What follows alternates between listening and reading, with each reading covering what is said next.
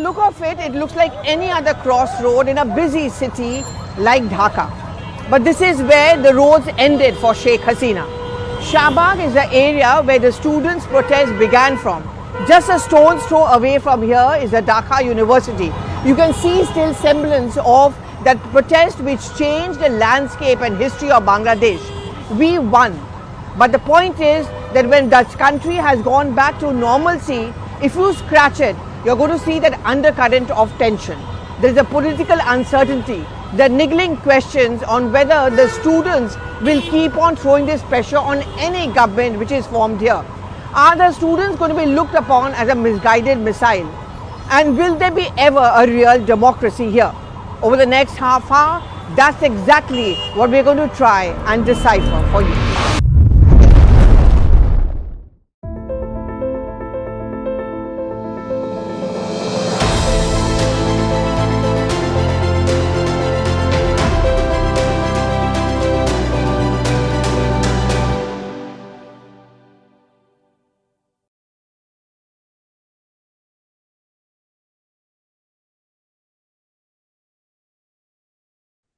नमस्ते, welcome to the India this week. And आज हमारे साथ शामिल हैं Pallavi Ghosh, the veteran journalist, और ये सीनियर एडिटर भी हैं न्यूज़ 18 की। सो पल्लवी घोष, सबसे पहले आपका स्वागत है हमारे चैनल पे। Thank you thank you very much for giving us time. आप इतना बिजी रहती हैं कि आपको कैच करना थोड़ा मुश्किल है। नहीं, ऐसा नहीं है। Thank you, it's an honour for me also. So Pallavi, आज हम बात करेंगे बांग्लादेश पे। मैंने एक पहले एपिसोड किया था अभिजीत के साथ, जहां हमने इसका बैकग्राउंड समझा था। बट क्योंकि आप भी बांग्लादेश होके आई हैं after student protest and government के चेंज हो जाने के बाद, चेंज क्या होगी, टॉपर हो गई है। सो आई थॉट कि आपसे हम पता करते हैं कि अभी वहां पे ग्राउंड सिचुएशन क्या है। सो फर्स्ट ऑफ ऑल मेरा सबसे पहला क्वेश्चन ये है कि जब आप वहां पे गई, जब आपने वहां पे कदम रखा, तो पहला थॉट क्या था, पहला इंप्रेशन क्या था आपका? पहले इंप्रेशन देखिए, मैं सच बात बताऊं, जब मैं वहां जा रही थी फ्लाइट पे, तो मुझे लगा कि फ्लाइट खाली होगा, ज्यादा लोग जाएंगे नहीं ढाका, और एयरपोर्ट एकदम खाली सा होगा। लेकिन एक तो मैंने जब फ्लाइट बोर्ड किया, मैंने देखा वो फ्लाइट फुल था। इसका मतलब लोग जा रहे थे ढाका, और सिर्फ जो बांग्लादेश के निवासी हैं वही नहीं, काफी सारे इंडियंस थे। ऑब्वियसली वो अपने काम पे वापस जा रहे थे, वो बहुत बड़ी बात थी। बहुत सारे फॉरेनर्स भी थे, मेरे ख्याल से 8-9 फॉरेनर्स तो होंगे उसी फ्लाइट पे। और वो इंटरेस्टिंग था कि वो टूरिस्ट नहीं थे, वो जो बिजनेसमैन है। जैसे कि सबको पता है, बांग्लादेश खास तौर पर ढाका और उसके आसपास के इलाका, it's known for his garment factories. और दुनिया के जितने बड़े बड़े ब्रांड्स हैं, चाहे जारा, मार्क्स एंड स्पेंसर, अगर आप खरीदो और उनका लेबल देखो, उसमें लिखा रहता है मेड इन बांग्लादेश। सब फैक्ट्रीज ढाका के आसपास है। ये सब फैक्ट्रीज थोड़ा सा ठप हो गया था, या 6-7 दिन जब वहां पे कोई सरकार नहीं थी, उसको लेके काफी चिंता हुई थी। लेकिन इस फ्लाइट पे मेरे ख्याल से 10 के करीब बिजनेसमैन थे, और वो वापस जा रहे थे इस फैक्ट्रीज के लिए। वो मुझे थोड़ा सा नॉर्मल सी लगा। जब मैं एयरपोर्ट पे लैंड की, मैं बहुत हैरान थी, क्योंकि एयरपोर्ट एकदम फुल था। कम से कम जब मैं लैंड की 2-2:30 बजे की बात है दोपहर को, 6-7 फ्लाइट्स भी लैंड किया था। इसका मतलब it was business as usual. वहां पे ऐसा कुछ भी माहौल नहीं बना हुआ था। जैसे मैं एयरपोर्ट से निकली कि देखो ये एक ऐसा देश है जहाँ पे एकदम सुनसान है। इट सीम्ड वेरी नॉर्मल, और ऐसा लगा कि वो 4-5 दिन कुछ हुआ ही नहीं, वैसे कुछ नहीं बदला।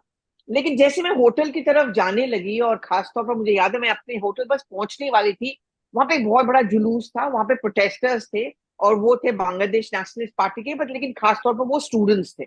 जब ऐसा ऐसा कुछ किस्सा हुआ, बहुत सारे बिल्डिंग्स मैंने देखे जहां पे लिखा था डाउन विद शेख हसीना, तब मुझे एहसास हुआ कि देखो ये 5 दिन बांग्लादेश बहुत बदल गया है। बट स्ट्राइक जो मुझे किया है कि ऐसे कि लाइफ नॉर्मल हो गया है, लोग खुश है, वो दुकानें खुली हुई थी, रेस्टोरेंट्स खुले हुए थे, लोग जा रहे थे, घूम रहे थे, जैसे कि किसी भी आमतौर पे किसी भी देश में होता है। Okay, that's actually good to hear basically, या बिकॉज चाहे जो भी हो, आप चाहते हैं कि जो नॉर्मल लोग हैं वो अपनी लाइफ पीसफुल जी। हाँ, लोगों का काम होता है ना, वो डेली वेजेस हो। कॉलेजेस खुल गए थे, मैं जब तक पहुंची कॉलेजेस खुल गए थे, पुलिस थी, और पुलिस का सड़कों पे रहना एक बहुत बड़ी बात थी, क्योंकि वो 5 दिन तक कोई पुलिस नहीं, वहां पे सिर्फ आर्मी ने कंट्रोल किया था। इनफैक्ट जो मेन डीएनपी था, ढाका पुलिस बिल्डिंग जो हेडक्वार्टर्स है, वहां पे आर्मी ने रखवाली की थी। तो हाँ। पुलिस का मुझे मतलब ये सुनने में बड़ा अजीब सा लगता है, लेकिन मैं जब गाड़ी में बैठी और मेरा टैक्सी ड्राइवर को मैंने पूछा सब कुछ ठीक है ना, बोला मैम पुलिस वापस आ गई। तो मैंने कहा अच्छा गई कहाँ थी? तो उन्होंने कहा मैम वो थे ही नहीं, स्टूडेंट्स ट्रैफिक मैनेज कर रहे थे या आर्मी पुलिस को प्रोटेक्शन दे रहे थे। तो आप समझ सकते हो कि पुलिस का सड़कों में आना became a sign of normalcy. बहुत आयरॉनिकल लगता है, सुनने में अजीब सा लगता है, लेकिन वहां के लोगों के लिए बहुत बड़ी बात थी कि हमको पुलिस यूनिफॉर्म, उनका एक ग्रीन रंग का यूनिफॉर्म होता है, तो वो ग्रीन यूनिफॉर्म देख के वो बहुत खुश थे। I can understand. अच्छा पल्लवी जी, आपकी मैं आर्टिकल भी पढ़ रही थी, तो you covered in some hostels, university का हॉस्टल जो जी। था, एंड आपने वहाँ पे स्टूडेंट्स से बात की, हिंदू स्टूडेंट्स से भी बात की। And I just want to be like, how to put it, जो उनके आंसर थे, जो हिंदू स्टूडेंट्स थे, उनके आंसर्स बहुत ही पॉलिटिकली करेक्ट लग रहे थे। So hmm. I want you to explain कि आपको भी वैसे ही फील होता है कि like one of the student said कि ये एक तरह से कुछ लोगों ने फायदा उठाया इस प्रोटेस्ट का, हम्म। एंड इसको इस्तेमाल किया हिंदू कम्युनिटी को टारगेट करने के लिए, बट ऐसा हम्म। ओवरऑल नहीं है। तो मुझे लगा कि शायद एक ऐसी सिचुएशन में जहां आप सेफ नहीं फील कर रहे, आप शायद ऐसे ही कुछ अ, चीजें बोलेंगे। तो मैं आपसे समझना हम्म। चाहती हूँ कि आपका क्या मतलब पूरा ऑब्जर्वेशन था वहां पे। हाँ बिल्कुल सही कह रहे हो, क्योंकि सब कुछ नॉर्मल दिखने के बीच नीचे सब कुछ नॉर्मल नहीं था। एक अनईजी साइलेंस, और मैं कहूंगी एक दिखावा और प्रिटेंस कि हम लोग सब नॉर्मल हैं, हम लोग सब साथ साथ हैं। लेकिन मैं दो कॉलेजेस में गई। एक तो जगन्नाथ हॉल, जहाँ पे आपने वो स्टूडेंट्स का इंटरेक्शन देखा होगा। वहां पे चार पांच स्टूडेंट्स थे, और उन्होंने बार बार मुझे यही बात कहा कि देखिए जगन्नाथ हॉल है जहाँ पे सब हिंदू स्टूडेंट्स रहते हैं। अगर आप उस हॉस्टल में जाओगे तो सबसे पहले आपको एक विवेकानंद का स्टैचू दिखेगा, उसके बाद एक शिव जी का टेम्पल है, और फिर हॉस्टल है जहाँ पे खाना वाना खा रहे हैं। मैं जैसे कैंटीन में घुसी स्टूडेंट से बात करने के लिए, उन्होंने बात करने से इनकार कर दिया, बल्कि मुझे अपना कैमरा को बाहर रखना पड़ा, और जो भी मैंने शूट किया वो फोन के जरिए किया। और वहां पे स्टूडेंट्स ने मुझे कहा कि देखिए ऐसा तो नहीं है कि हम हिंदूज पे अटैक हुआ है, लेकिन हम ये भी समझते हैं कि जब जब इस तरह का उथल पुथल का माहौल होता है, स्टूडेंट प्रोटेस्ट होता है, ये एक कोलैटरल डैमेज हो सकता है, इसीलिए शायद हम लोगों के ऊपर अटैक था, लेकिन आप हमारे आसपास देखिए सब कुछ नॉर्मल है। ये तो उनकी कहने की बातें थी। बस उससे मैं कहूंगी आधा किलोमीटर की दूरी में ढाका कॉलेज का हॉस्टल था। वहां मैं अंदर गई, और वहां पे एक हॉस्टल था जिसमें कम से कम मैं कहूंगी 20-25 कमरे थे, एकदम जला हुआ, एकदम खाली, सब कपड़े, मतलब जैसे कि लोगों ने लास्ट में सब कुछ छोड़ छाड़ के भागे। और वहां पे एक सरस्वती जी का स्टैचू था, वो एकदम टूटा हुआ था, लेकिन उसको ढक दिया गया था ताकि कोई फिल्म नहीं कर पाए। वो भी मैंने वीडियो से, मोबाइल फोन से लिया।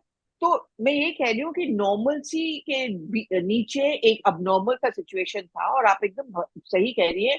ये शायद देखिए हम तो करके चले आएंगे ना, उनको तो वही रहना है, उनको अपनी पढ़ाई खत्म करनी है। वो ऐसा कोई भी स्टेटमेंट नहीं देना चाहेंगे जिससे कल वो मुश्किल में पड़े।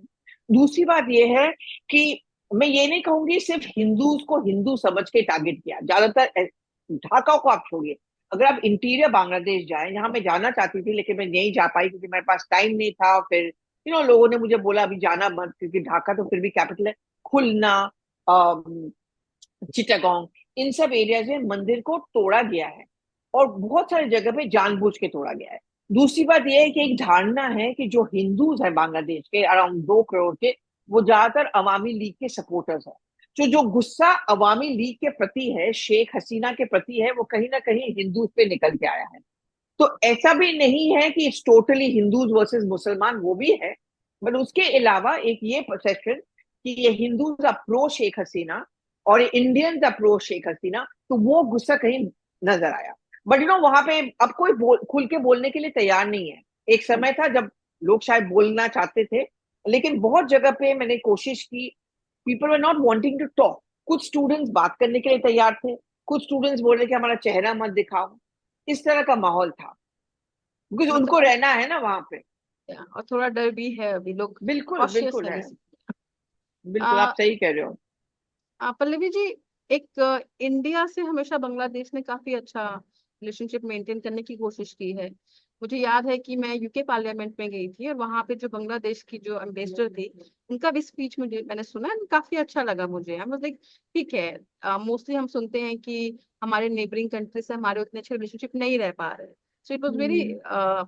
How to put it, like relief you can say, कि चलो एक साइड तो अच्छा चल रहा है सब कुछ। तो अभी काफी ये न्यूज भी आ रही है कि शायद एंटी इंडिया सेंटीमेंट भी राइज पर है, तो उसके बारे में कुछ बताइए। है बिकॉज ऑफ दिस परसेप्शन कि हम लोग शेख हसीना प्रो हैं, अवामी लीग के प्रो हैं, और दूसरी बात ये है हमारी धरती पर अभी भी शेख हसीना है। तो बीएनपी खास तौर पर वो, बिकॉज मुझे याद है मैं फखरुल इस्लाम से बात की थी, वो नंबर 2 है बीएनपी के, और उन्होंने मुझे साफ साफ ये बात कहा कि देखिए हम समझ सकते हैं टू अ सर्टेन एक्सटेंट कि शेख हसीना क्यों आपकी धरती पे है, लेकिन आपको हमारे साथ बिजनेस करना है। अब हमारी सरकार होगी जब भी इलेक्शन होगा, इंडिया को अब हम लोगों का भी बात समझना पड़ेगा, और बहुत दिन तक शेख हसीना को रखना सही बात नहीं है। और सबसे चिंता की बात अब ये है कि बहुत सारे नेताज और बीएनपी के खास तौर पर अब वो खुल के ये बात कहने लगे हैं कि हम चाहते हैं कि उनको एक्स्ट्राडाइट किया जाए। अब वो प्रोसीजर उतना आसान नहीं है। इंडिया का एक्सट्रेडिशन ट्रीटी है बांग्लादेश के साथ, लेकिन उसमें भी कुछ राइडर्स हैं, जैसे कि अगर एक क्राइम कमिट किया गया है तो वो क्राइम हमारे देश में भी क्राइम माना जाना चाहिए, तभी हम हैंड ओवर करेंगे। दूसरी बात ये है कि वो लंबा प्रोसीजर है, क्योंकि प्रोसिक्यूशन होगा, प्रोसिक्यूशन कंप्लीट होगा तब उनको बुलाया जाएगा। उस समय इंडिया का सिचुएशन बड़ा टाइट होगा, क्योंकि अगर औपचारिक रूप से सरकार की तरफ से ये वर्ड आता है कि अब आप हैंड ओवर करें, हम कैसे मना कर सकते हैं? अभी तक तो सिर्फ पॉलिटिकल पार्टीज ये बात कह रही है, तो वो ऑफिशियल गवर्नमेंट का स्टैंड और इंटरिम गवर्नमेंट का स्टैंड नहीं है। अब वहां चुनाव होना बाकी है। उस सेंस में थोड़ा सा एंटी इंडिया सेंटीमेंट मैं कहूंगी काफी हद तक स्टूडेंट्स में मुझे उतना नहीं मिला, बट पॉलिटिकल पार्टीज में मुझे मिला। और ये जमात वगैरह, जैसे आपने देखा होगा कल ही शायद जमात के जो हेड है उनको रिलीज किया गया, ही इज इन्वॉल्व, अलकायदा का विंग माना जाता है, एंटी इंडिया टेरर ऑप्स में काफी शामिल हुए हैं। ये लोग कभी प्रो इंडिया नहीं होंगे, इनका पॉलिटिक्स, इनका वजूद एंटी इंडिया है। तो वो सेंटिमेंट है। मुझे याद है जब मैं फ्लाइट वापस ले रही थी ढाका से दिल्ली, तो वहां पे जो गेट पे, बोर्डिंग गेट पे गार्ड होते हैं वो बांग्लादेशी थे, और उन्होंने मुझे कहा, तो बाढ़ बाढ़ के बारे में बात करने लगे ऐसे, हाँ आप अपना ख्याल रखिएगा, आपका फैमिली है ये वो। तो बोला मैम आप ही लोगों के चक्कर में गार्ड बाढ़ आ गई है। ऐसे हमारे चक्कर में कैसे? बोला नहीं आपने वो खोल दिया। ये नेगेटिव कैंपेन, जबकि एमईए ने हमारे यहाँ से एक क्लैरिफिकेशन इशू किया कि हमने ऐसा कुछ भी नहीं किया। लेकिन जब आप किसी को पसंद नहीं करते हो तो अफवाहें भी फैलती जाती है। उस सेंस में मैंने एंटी इंडिया फीलिंग किया। But I think I was lucky, because मैं बांग्ला समझती हूँ, मैं बंगाली हूँ, मैं जानती हूँ, मेरे रिलेटिव्स भी हैं, इसलिए शायद उतना मुझे नहीं फेस करना पड़ा। लेकिन जो हिंदी बोलते हैं, जो बांग्ला नहीं समझते हैं, उनको शायद वो रेजिस्टेंस, और स्पेशली मैं कहूंगी जहां तक आर्मी की बात है, police was very nice to us, but army के एक दो लोगों से जब हमारा का कन्फ्रंटेशन हुआ, जैसे पार्लियामेंट के सामने, they are not in favour of India. तो थोड़ा सा anti India feeling specially BNP Jamaat लोगों में तो नेचुरली होगा ही। तो आई थिंक सारी चीजें मैं आपसे टेररिस्ट को जो रिलीज किया है अभी, जो हाँ उसके हाँ, बारे में जमात के। पूछना चाह रही थी। तो आप थोड़ा उसका डिटेल में बता सकते हैं कि किसने डिसाइड किया, ये डिसीजन किसने लिया? ये डिसीजन इंटरिम गवर्नमेंट है, मोहम्मद यूनिस, उन्होंने किया। देखिए आप ये समझना पड़ेगा कि वहां पे इंटरिम गवर्नमेंट बन तो गया है, लेकिन उनके पास प्रेशर भी है और पास भी है। प्रेशर इसलिए है क्योंकि मोहम्मद यूनुस को अब बीएनपी का बात सुनना पड़ेगा, स्टूडेंट्स हैं, जमात है, इनका भी प्रेशर इनके ऊपर चलेगा। और एक फीलिंग ये है क्योंकि अब ये दूसरा, ये अवामी लीग नहीं है, वो तो सब अंडरग्राउंड हो गए। मैंने बहुत कोशिश की अवामी लीग के लीडर से बात करने के लिए, लेकिन सब गायब है। जो ये जमात प्लस बीएनपी है, इनको लगता है कि शेख हसीना ने इन लोगों को जेल में गैर कानूनी तरीके से अंदर रखा, चाहे वो खालिदा जिया हो, चाहे वो जमात के हेड हो, ये वो। इसलिए इनका बाहर आने का मतलब ये नहीं कि ये एंटी इंडिया ऑपरेशन शुरू करेंगे, लेकिन ये इनको अंदर गलत तरीके से रखा गया था। तो ये एक रीजन है that one of the first big decision जिसका इम्पैक्ट डायरेक्टली इंडिया पे पड़ेगा इज अ जमात हेड, जिनको परसों ही, आई थिंक कल वो बाहर निकले, वो पिक्चर्स भी हैं सबके पास, कल वो जेल से बाहर निकले। अब देखना पड़ेगा। अभी तक तो जमात यही कह रही है ना कि नहीं, हम चाहते हैं कि अच्छे रिश्ते हों इंडिया के साथ। अब आगे आगे देखिए होता है क्या, 3 महीने के अंदर कह तो रहे हैं कि चुनाव होगा, मुझे पता नहीं होगा कि नहीं। और बहुत जल्दी में मैं ये भी कहूंगी स्टूडेंट्स भी डिवाइडेड है। बहुत सारे स्टूडेंट्स ने मुझे ये कहा कि हमें जो मकसद था हमने पूरा किया, हम शेख हसीना को हटाना चाहते थे, वो चली गई, अब हमें पढ़ाई शुरू करनी चाहिए। बहुत सारे स्टूडेंट्स को ये लगता है कि हम तो कितने पावरफुल हैं, हमने एक सरकार गिरा दी, एक रिजीम खत्म किया, 15 साल तक शेख हसीना थे। उन लोगों के लिए वापस जाना पढ़ाई लिखाई सिर्फ करने में शायद आसान नहीं होगा, और करना भी नहीं चाहते, क्योंकि उन्होंने, एक दो लोगों ने मुझे यही भी कहा कि हम हमेशा सड़कों पे हमें रहना चाहिए, जो भी सरकार बने हम उनके ऊपर उनका कॉन्शियंस कीपर रहेंगे। ये एक प्रॉब्लम हो सकता है अगर स्टूडेंट्स, कुछ स्टूडेंट्स के ग्रुप्स चुनाव लड़ते हैं या even otherwise as pressure group मौजूद रहते हैं, तो मुझे पॉलिटिकल स्टेबिलिटी बहुत दिन तक नजर नहीं आ I think this is the same problem कि जब डेमोक्रेटिक इंस्टीट्यूशन के बाहर रह के आप उससे रही। ज्यादा पावर एक्सर्ट कर सकते हैं, तो ये बहुत प्रॉब्लमेटिक हो जाता है। यू जैसे एब्सोल्युटली राइट, हाँ बिल्कुल बिल्कुल। In Pakistan we can see that army is doing the same thing. Yeah, this and is here it's interesting, and you're absolutely right. Not just the army, it's the students. A section of the students is doing it. You know, they बहुत कुछ student groups बहुत rabid हैं, बहुत सारे students इनके साथ सहमत नहीं है, तो वो चुप रह जाते हैं। जैसे मैंने जो हॉस्टल में स्टूडेंट से मिली, बोले कि बस हो गया, पढ़ाई लिखाई करना। कुछ स्टूडेंट्स बोलते कि हम तो पढ़ाई लिखाई करेंगे लेकिन हम सड़कों पे भी नहीं, जो भी सरकार बनेगी हम उनके ऊपर दबाव डालेंगे। कल को उनको कोई सरकार पसंद नहीं आई, फिर वही चीज होगा, फिर से वो प्रोटेस्ट होगा। मैं जितने दिन वहां थी रोज कोई ना कोई प्रोटेस्ट हो रहा था। एक प्रोटेस्ट प्रेस क्लब में था ढाका में, जहां पे उन्होंने कहा, और कम से कम 200 लोग थे, उन्होंने कहा कि जितने जितने कॉलेजेस में जो जो शेख हसीना के स्टूडेंट्स हैं या टीचर्स हैं या प्रोफेसर हैं, उनको हटा देना चाहिए। अब ये भी एक चीज हो रहा है, गवर्नमेंट इंस्टीट्यूशंस, बहुत सारे इंस्टीट्यूशंस में जिनको लग रहा है कि ये शेख हसीना के प्रो है, उनको हटा दो। तो वो इंस्टेबिलिटी हमेशा रहेगा, काफी दिन तक रहेगा। अच्छा। एक चीज मैं यूट्यूब पे, सॉरी, ट्विटर पे देख रही थी कि एक प्रोफेसर थे, उन्होंने शायद बोला कि आप यहाँ पे रिलीजियस स्क्रिप्चर नहीं रिसाइट कर सकते। तो वहां पर जाकर के कुरान पढ़ा जा रहा था, और ये बात यहाँ पे रिलीजन की नहीं है, आप अपना रिलीजन फॉलो कीजिए, बट वो आपके पर्सनल लाइफ में होना चाहिए। ये हाँ जो इम्पोजिशन है जाकर कॉलेज में होना, तो एक डर लगा रहता है कि जो पाकिस्तान का एक प्रोजेक्ट था बांग्लादेश को लेकर के इस्लामाइजेशन का, वो जो रुक गया था, क्या ये वापस से, ये जो पूरा जो प्रोटेस्ट वगैरह चल रहा है, इसके बीच में ये वापस से स्टार्ट हो जाएगा और हम कहीं ना कहीं बांग्लादेश को उसी रास्ते पे जाते हुए देखेंगे? देखिए, मेरे सामने जो भी प्रोटेस्ट हुए उनमें से कभी ये स्लोगन ये नहीं दिया गया कि आप हिजाब पहनो या आप सिर्फ कुरान पढ़ो या आप नमाज पढ़ो। वो रैबिट टाइप ऑफ नरेटिव मेरे सामने नहीं हुआ। पर अगर आप ये कहोगे कि ये बिल्कुल नहीं हो रहा है, वो भी गलत है। मैं आपको बहुत जल्दी की मिसाल दूंगी। वहां पे एक एडवोकेट है सुप्रीम कोर्ट की, तुरीन अफरोज, मैं उनके घर गई थी। और तुरीन अफरोज एक वॉर ट्राइब्यूनल्स की मेंबर थी, जूरी। और 2003 में उन्होंने कम से कम 40-45 जमात के लीडर्स को फांसी की सजा सुनाई जब गई थी, उस जूरी में वो थी। जिस दिन ये शुरू हुआ, 5 अगस्त को शुरू हुआ, और ये तुरीन ने मुझे खुद दिखाया कि 2-3 स्टूडेंट्स अंदर गए, और वो 2-3 स्टूडेंट्स जमात ग्रुप के थे। उन्होंने इनको कहा कि आप प्रोस्टिट्यूट हो, आप हिजाब क्यों नहीं पहनते हो।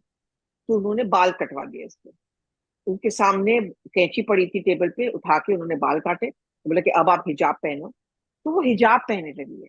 अब प्रॉब्लम क्या है कि तुरीन अफरोज जैसे पढ़ी लिखी, जो दिल्ली में पढ़ी है, दिल्ली स्कूल ऑफ इकोनॉमिक्स में पढ़ी है, मेरे कॉलेज लेडी श्रीराम कॉलेज से पढ़ी है, वो अब ढाका में one of the top most lawyers हैं। उनके ऊपर ये दबाव पड़ने के बाद वो हिजाब पहनने लगी। आप अगर पाकिस्तान, तो खैर मैं कभी गई नहीं हूँ, लेकिन ढाका में मैं कैफेटेरिया रेस्टोरेंट में जाती थी। It's a very open life. India और वहां के कोई डिफरेंस नहीं है। वहां पे लड़कियां लड़के मिल रहे हैं, स्कूटर चला रहे हैं, घूम रहे हैं, सिगरेट पी रहे हैं, कॉफी पी रहे हैं, एंजॉय कर रहे हैं, वो सब चीजें। It's a very open society, as open as it can be, specially in contrast to Pakistan. If this जमात group becomes very powerful and ये स्टूडेंट्स पे हावी हो जाए, तो वो तालिबानी सोच जिसको कहते हैं ना, वो अगर ट्रैक्शन लेना शुरू करे। अभी तक ज्यादातर स्टूडेंट्स इसके फेवर में नहीं है, बट वन नेवर नो ना कौन सी सरकार बनती है, किस टाइप की सरकार बनती है। फिर आपने जैसे कहा कि पाकिस्तान का एक मंसूबा है कि हम लोग जैसा भी बांग्लादेश में हो या तालिबानी हो, that can start gaining traction. हाँ, एक आई थिंक ढाका टाइम्स और काफी फेमस बांग्लादेश का न्यूज़पेपर है, उसकी एडिटर ने एक पूरा लिखा था 10 पॉइंट कि India is getting what India is getting wrong. उसमें बहुत सारे पॉइंट थे। या डेली स्टार का होगा, डेली हाँ, स्टार कंसिडरेबली प्रो गवर्नमेंट। तो उसमें एक चीज मुझे बहुत ज्यादा, मतलब मेरा क्या बोलूं, अटेंशन उस पे गया कि उनकी माइनॉरिटी इंडिया के माइनॉरिटी से काफी बेटर है, विच आई जस्ट डोंट, मतलब मैं ये उनका कहना है। हाँ, उस आर्टिकल के बहुत सारे पॉइंट में उन्होंने ये स्टेटमेंट बनाया है कि इनफैक्ट मैं तो यहाँ मतलब टू एक्सटेंड कि हमारे यहाँ माइनॉरिटी शायद इंडिया से भी ज्यादा माइनॉरिटी से सेफ है। And when I listen read this news interview जो आपने किया था कि स्टूडेंट बोलने को तैयार नहीं है, और आप कंपेयर कीजिए इंडिया की माइनॉरिटी जो चीख चीख के चिल्लाते हैं कि हमारे साथ क्या, मतलब I am not saying minority should have the right for the voice, but I don't see any kind of comparison, बहुत ही गलत कंपैरिजन लगता है। Also hmm. If you see the population ratio जो आप दोनों जगह का देखेंगे, जितना इंडियन मुस्लिम्स के लिए हाईलाइट होता है पूरे इंटरनेशनल मीडिया में, I don't see that outreach in international media over Hindu victims और हिंदू माइनॉरिटी। सो उस या पे मैंने आर्टिकल भी लिखा। एंड आपका भी कमेंट में जानना चाहूंगी कि हिंदू जो माइनॉरिटी होते हैं जब वो विक्टिम बनते हैं, in fact without any involvement of any kind, अगर किसी भी तरीके का पावर स्ट्रगल चल रहा है, जस्ट बीइंग एग्जिस्टिंग, वो कहीं ना कहीं शिकार बन जाते हैं उसका। वह तो हमें इससे सबसे बड़ा मिसाल इस बात का है कि एक पूरा हॉस्टल है जिसका नाम है जगन्नाथ हॉल, उसमें सिर्फ हिंदू हैं या क्रिश्चियंस हैं। वो सिर्फ माइनॉरिटी के लिए खास तौर पे अलग से हॉस्टल बनाया गया है, और वहां पे पूरा बैरिकेडिंग है, पूरा सिक्योरिटी है, और वो बहुत डरे हुए सहमे हुए रहते हैं, इसलिए तो वो बात नहीं कर रहे ना ओपनली। इसलिए तो वो बात नहीं कर रहे openly. I think that's the best example, और मैंने वो खुद अपने आंखों से देखा है। वो हॉस्टल पूरा जला हुआ है पूरा, और वहां पे कपड़े नीचे, बर्तन नीचे, खाना आधा खाया हुआ नीचे, सब जल्दी में भागे हैं, किसी को नहीं पता कहाँ गए। और उस हॉस्टल को अब सील कर दिया गया है ताकि कोई वापस ना आ पाए, जबकि एक कॉलेजेस और स्कूल सब खुल गए हैं। इससे ज्यादा मिसाल और क्या है कि कहाँ पे वहां पे माइनॉरिटीज की हालत खराब है। फॉरगेट ढाका, मैं तो जा भी नहीं पाई ना इंटीरियर्स में, जैसे बात कर रही हूँ ना चिटागोंग की, खुलना की, वो सब इंटीरियर का बांग्लादेश है। वहां की कहानियां तो कितनी बाहर निकल के आ भी नहीं रही है, मीडिया को अलाउड ही नहीं है। आपको पता है कि वहां पे 4-5 बड़े ऐसे channel which are considered little balanced, उन सबको ऑफ एयर कर दिया गया, बिकॉज ताकि सच्चाई सामने ना आए। Daily Star and all are very pro government, वो आप देखोगे इस तरह के आर्टिकल्स वहां छपेंगे कि हिंदू सेफ है, देखो हिंदू ये सब कर रहे हैं। तो ऐसा नहीं है। मैंने खुद मंदिर देखा ना, मैंने एक मंदिर ऐसा भी देखा कि एक फैमिली देखा कि जिसका घर टारगेट किया गया बिकॉज बिकॉज वो किसी मंदिर में स्टाफ था। तो ये है। लास्ट क्वेश्चन, नहीं लास्ट नहीं, second last question. So what do you think about CA? Should we allow, मतलब सीए तो एक 2014 डेट के लिए बना हुआ है, तो हमें क्या इसको एक्सटेंड करना चाहिए डेट, ताकि ऐसे जो victim. I really don't understand the CA, to be very honest, too much. तो मैं ज्यादा इसमें इसलिए नहीं बोल पाऊंगी, but I think India needs to be very careful about the kind of people who are crossing the border or who have crossed the border. Because आप कुछ भी बोलो, हम कुछ भी सोचे, there is this people who are चुपचाप करके क्रॉस ओवर कर रहे हैं। और आपने वो पिक्चर्स भी देखी होंगे, आई थिंक परसों के ही हैं, कि बांग्लादेश जो इंडियन हाई कमीशन है बांग्लादेश में, वहां ढाका में, वहां पे प्रोटेस्ट हो रहा था। वहां पे लोग इंडिया का वीजा मांग रहे थे, उनको वीजा नहीं मिल रहा था। Why is that we are not giving the visa easily? Because ये लोग सब आके यहाँ से वापस नहीं जाएंगे। Can we afford to do that? That also needs to be check. We are very vulnerable. Tripura, Bengal, ये सब बॉर्डर एरिया अगर आप देखोगे, the smuggling, narcotics, and also now illegal people coming here and वापस नहीं जाना। हमारे भी तो लिमिटेड इंफ्रास्ट्रक्चरल स्किल्स हैं, it should go to the people who deserve, our own people. तो टू दैट एक्सटेंट सिर्फ अगर ये सीए का है, I think the government has been clarifying कि it's not targeting any community, but to that extent I think India needs to be very careful कैसे लोग आ रहे हैं और को यहाँ पे रह रहे हैं। The last question, Pallavi, since we hear a lot about Bangladesh and उनके development के बारे में, even some people like Dhruv Rathi का video था which claims कि इंडिया को भी surpass कर दिया है. So what is your experience when you were there? No I see, मैं सिर्फ ढाका गई हूँ। Okay, I didn't go to Khulna and all those areas. मैं पिछले बार गई थी। Dhaka looks like any capital city. लोगों को लगता है इनका इकोनॉमी बहुत अच्छा है, but that is because of expat population बहुत हाई है। दूसरी बात ये है कि फैक्ट्रीज है, आई एज आई सेड, सबसे बड़े लेबल्स वहां पे है, गारमेंट फैक्ट्री है। And I don't think they are better than India, I think we are much better than them. But pockets हैं ढाका के, वो तो हर पॉश अफ्लुएंट इलाका। अभी आप वहां से, जैसे एक सबसे पॉश पॉश एरिया वहां का है धामुंडी एंड गुलशन। वहां जाओगे तो भाई खान मार्केट मल्टीप्लाई बाय 5 ही लगेगा ना, बड़ा खूबसूरत सा है, ग्रीन है, अच्छे बड़े बड़े मकान है। But that is not Dhaka, that is not Bangladesh. I think we are still better off. मुझे ये मानना बड़ा, मैं भी सुनी थी ये बात कि उनका रेवेन्यू अच्छा है, but I am also told locally by lot of people कि वो कॉन्सेंट्रेट हो गया वहां का वेल्थ कुछ ही लोगों के हाथ में, और extreme corruption. Thank you very much Pallavi time देने के लिए, and you have been so kind to us always. No, I enjoyed myself and I hope he gets well soon. And I enjoyed myself. Thank मुझे मेरे बांग्लादेश के दिन थोड़े बहुत दिन थी, मुझे याद आ गया। I really enjoyed that trip because in a sense it was homecoming. मैं बंगाली हूँ ना, my parents were from Bangladesh, partition के बाद they came back to India. So you. Yeah, so maybe I go back one day and ठीक है, जब आप revisit जाएंगे my तो हम फिर hometown. बुलाएंगे आपको। अगले बार आप चलना मेरे साथ. हाँ, that would be also nice. That would be great fun. Okay, thank you so much. इसी के साथ हम आज का अपना एपिसोड खत्म करते हैं। कोई भी कमेंट हो या कोई भी क्वेश्चन हो, प्लीज कमेंट करके हमें बता सकते हैं, और ये एपिसोड शेयर कीजिए। लास्ट टाइम काफी कमेंट आए थे हमारे शो पे बांग्लादेश ऑडियंस की तरफ से भी, कि आप लोग बांग्लादेशी मुस्लिम हैं और हमारा चैनल देखते हैं, बट आपको लगा कि हमारा शो काफी वन साइडेड था। तो आई होप दिस टाइम वो शिकायत आपकी खत्म हो जाए, and you can comment further. Thank you. Thank you. Bye.